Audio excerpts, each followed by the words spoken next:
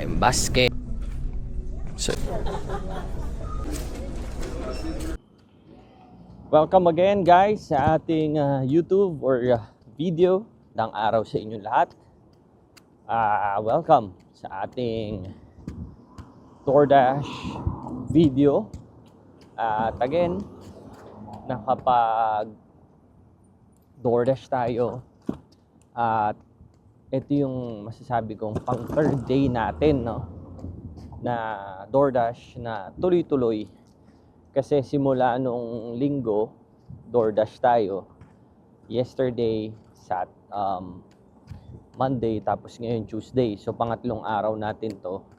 4 nights kasing walang pasok si Mrs. Panggabi kasi siya. So 4 nights yung walang pasok. Kaya naman tinitake advantage natin yung mga ganung bagay, no? So pang tatlong araw na natin to, tatlong gabi. This is our third night na magdo-DoorDash.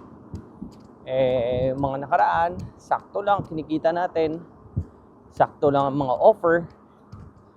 Kumbaga, pwede na rin. Hindi naman tayo nasisiro. Though yung mga nakaraan linggo, hindi ko na in-upload kasi meron tayong mga takbo ng mga nakaraan linggo. Hindi ko na in-upload kasi wala talagang offer.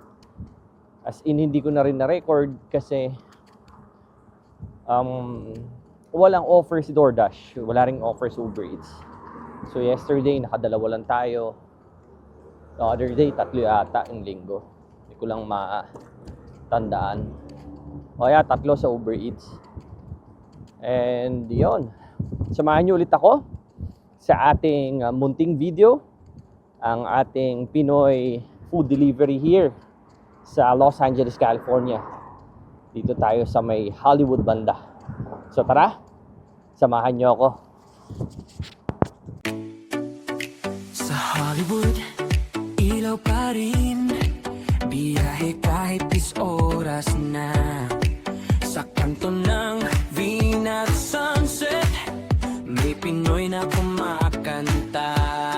Hey! Gabing biyahe, pusong Pinoy, DoorDash sa LA. Todo kayo, todo joy. Salamat Jesus sa bawat order po, bawat takeout.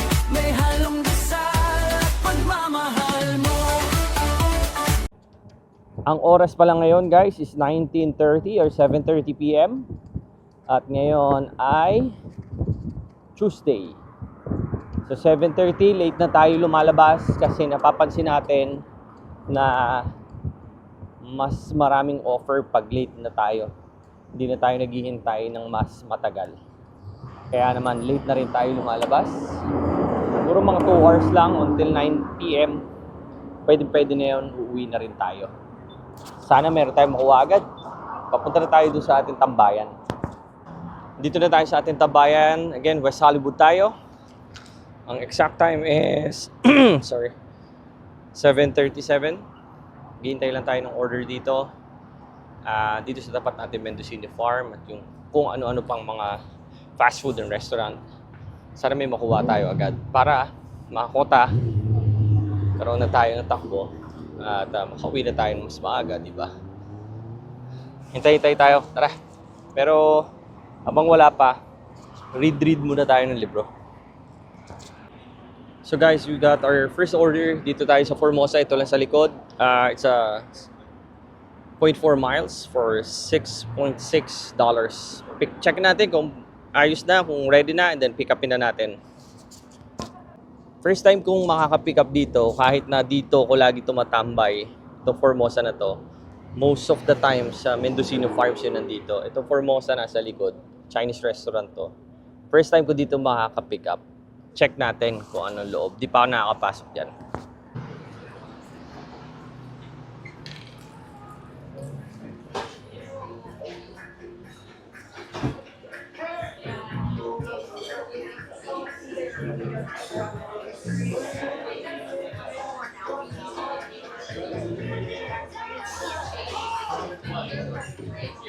Hello, I have a pickup.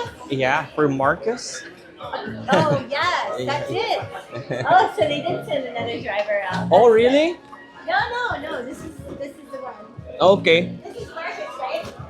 That's like like the Marcos, the extra one. Are we sure it's not like a name? Let's look at the kitchen and make sure, because I don't want to get stuff to get my stuff. I have Marcus R right here. Marcus R. That's that's a different one. Okay. Thank God. We would have given you the wrong one. Is Yeah. that okay? What is Oh, that? no worries. I'll wait. Thank What you. is that? Oh, it's a camera. Oh, like a GoPro or like Oh a yeah, body something cam? like that. Yeah, something like Okay, but that. is it filming us? It's filming the whole. Yes. 360. Yeah.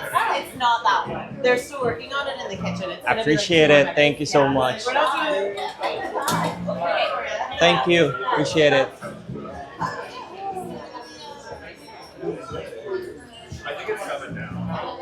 So guys, ito, hindi pa daw ready yung order. Kala ko ito na, pero And hindi pa tayo. I'm actually gonna be seating this table. You just wanna start. Sure.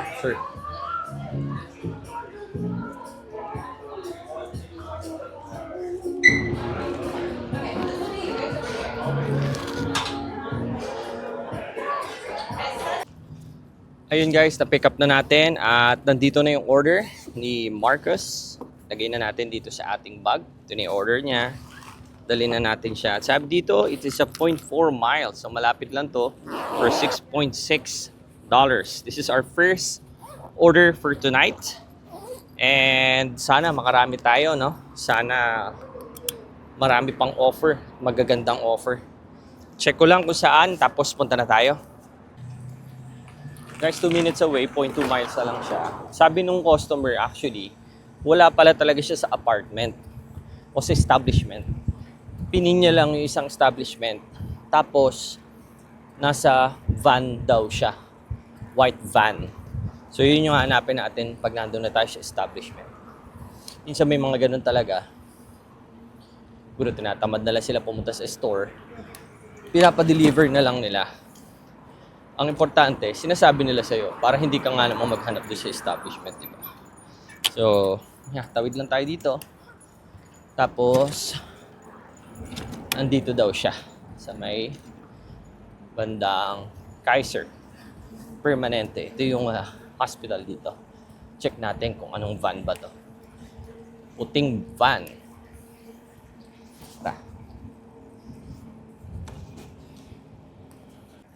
So, nandito na tayo sa may Kaiser Permanente. May van ako nakikita dito, isa.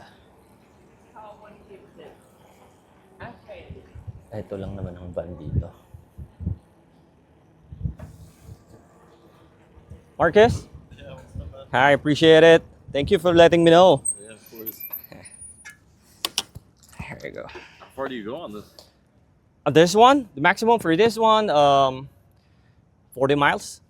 Yeah, this is the maximum. I mean, I'm not doing this full time, so Got you.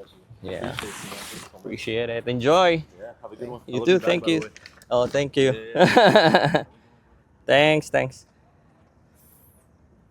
you go.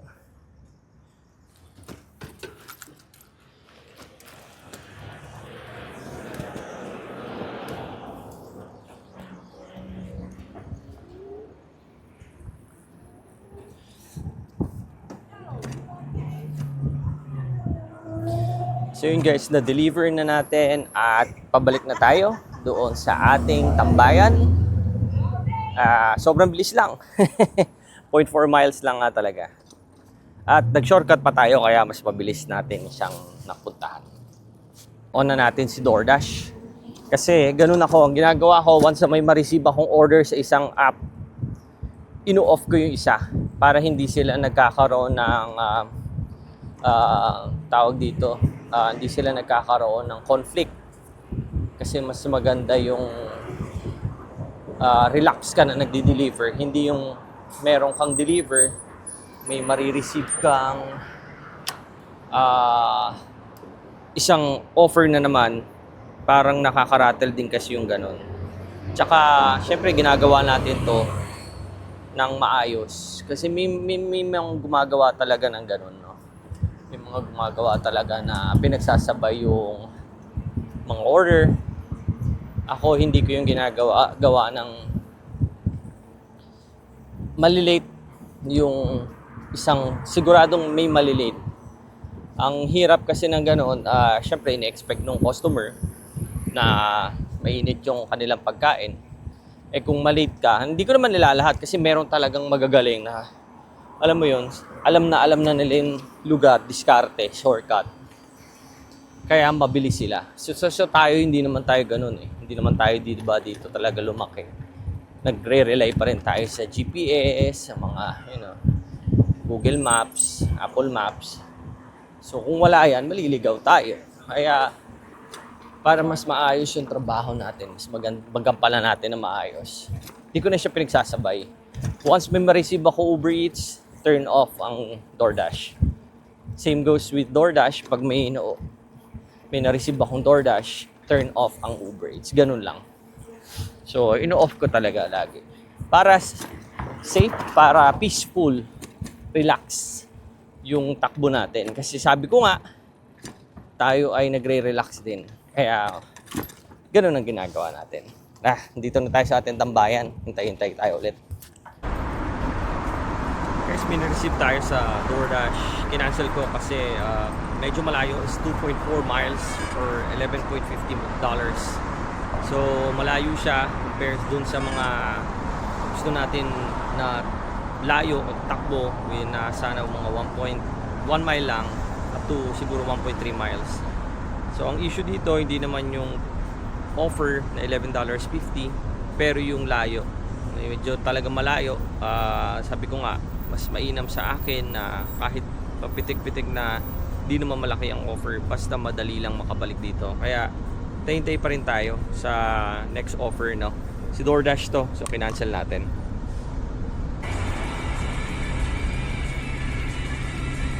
Next, receive tayong third offer sa Uber Eats ulit. Ito yung Shop and Pay and Deliver. First time natin itong gagawin sa Uber Eats.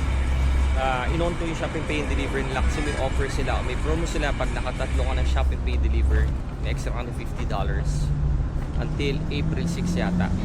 So, magkataon ito yung una natin. In-accept ko na. It's a $7.02 for 0.4 miles.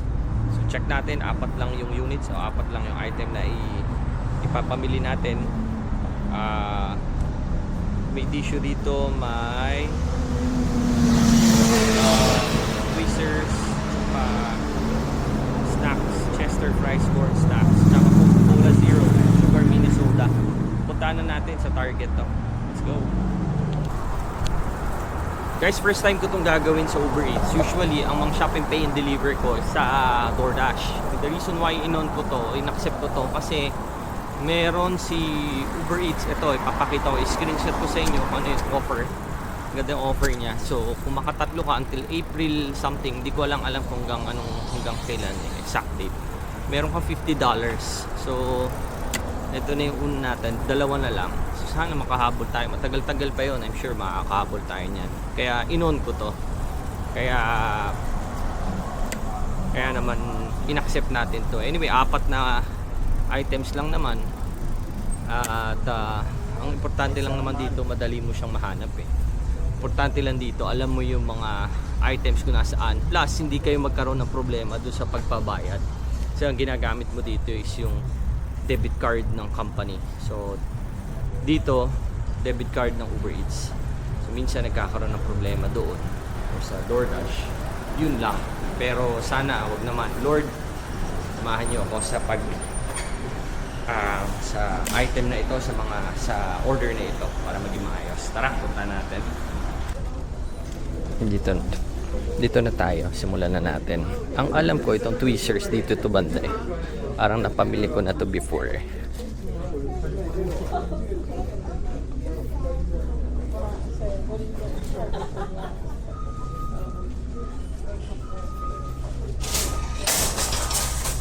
Ito yung mga pamimili natin. So, 4. Tara. Pakita ko na to eh. Before kasi parang bubili na rin ako ng tweezers, pero hindi naman ito. Ito ngayon, kuha ko na. Tara. Kuha kaya tayo ng basket para mas madali natin mahawakan. Next daw nasa G44, G36, ito, G44 dito. Minsan mali-mali naman to eh. Check natin kung tama. Ito, yung snacks tsaka mini Coca-Cola nandito. So ito yung mini Coca-Cola, scan lang natin.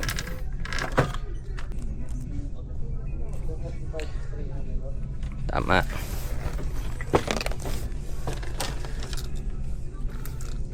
Tapos next is Chester fries corn. So guys, ito na yung Chester's.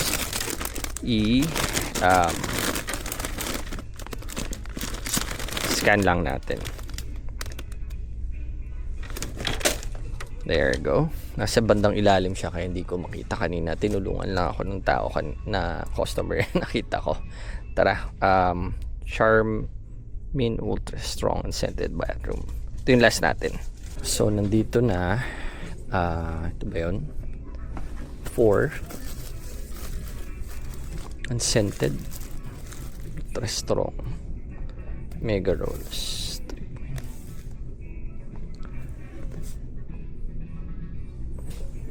Ito ba yun? Check natin.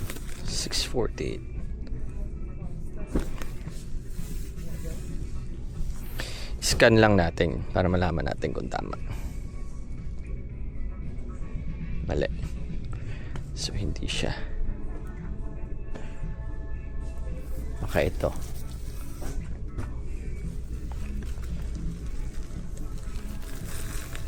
Itong malaki. Scan again. Mali pa rin. So hindi siya. Check natin ulit kung saan. Ito na siguro. Ito yung 4 eh. 6 din to. Check natin. Scan natin. Yun. Tama. So ito nga.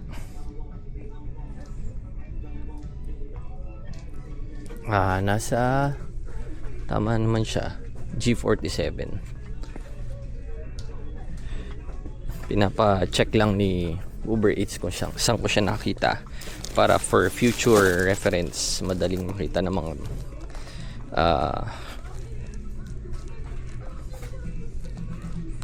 bibili. Tara, puntan tayo, bad tayo. 20% yung mga ano nila dito, containers. Kasi guys, medyo naggaganto ako kasi ginagamit ko, nag-iisda kasi ko. So yan yung mga ginagamit ko sa isda, mga containers. Ito, mga ganito, mga 37 gallons. 27, 37. 37, 38 gallons, ganyan yun. Pero nakukuha ko lang, napupulot ko lang sa labas. Tara guys, bayad na tayo. Magbabayad na tayo. Gagamitin natin itong plus card ni Uber Eats. First time natin itong gagawin. Sana wala maging problema. Lord, sa pamalit.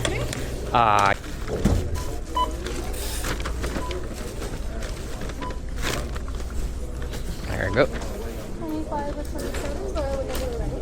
Okay. Just waiting for you to answer first on this. Oh, sure.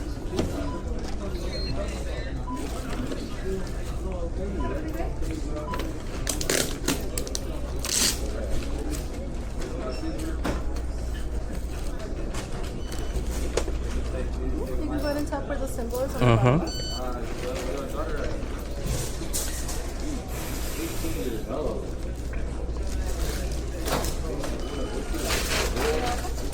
Appreciate it. Thank you. Have a good night. Thanks. So guys, na pagbayad na tayo. At medyo hindi natin alam paano gagawin pero tinuturuan naman tayo nung cashier kung paano. Take a picture lang daw nito. Tapos submit kay DoorDash, kay Uber Eats.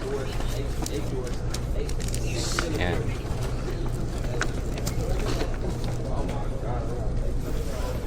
Punta na tayo sa bike natin. Ilagay na natin to. Tapos deliver na natin.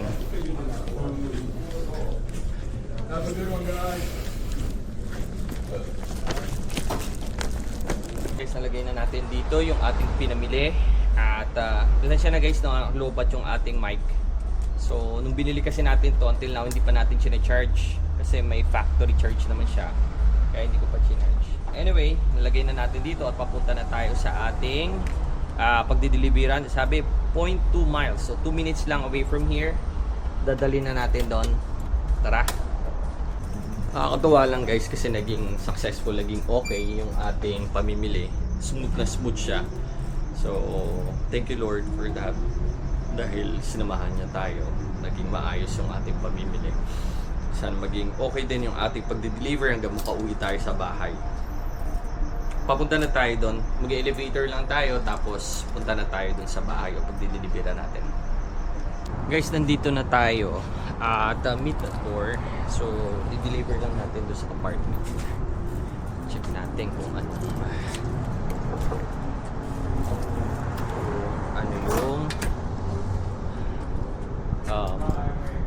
tawag dito, password, o baka wala namang password kasi may nakita akong pumasok, pumatok lang siya. Baka tawag dito, i-open lang nung front desk na nandun. Tara, puntahan natin, meet at door, puntahan na natin si customer. So guys, nandito na tayo 7th floor. Dalhin lang daw natin doon sa room. I-meet natin siya doon sa room. Tara.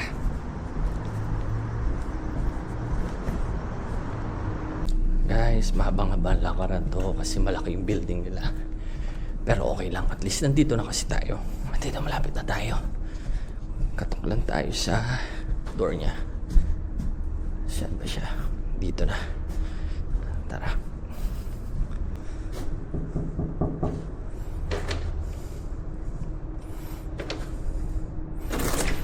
Hi, Mariana. Here you go. Appreciate it. Thank you.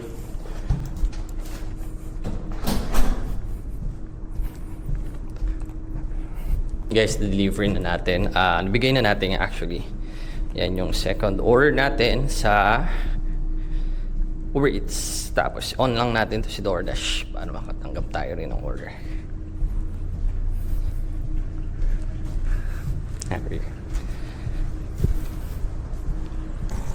Guys, ang oras ay 8:37 na. Hindi ko alam kung nakailan na ba tayo. Dalawa pa lang ba? O dalawa pa lang, di ba? Sa